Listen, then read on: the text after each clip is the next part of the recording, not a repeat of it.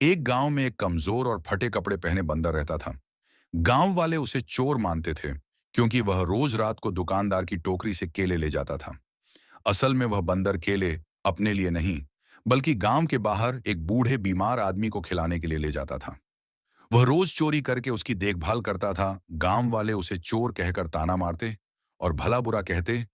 एक दिन जब एक बच्चे ने छुपकर यह सच देखा और सबको बताया, तो गांव वाले हैरान रह गए। बाद में उन्होंने बंदर को चोर नहीं, बल्कि नेक दिल समझा और खुद ही उसे केले देने लगे।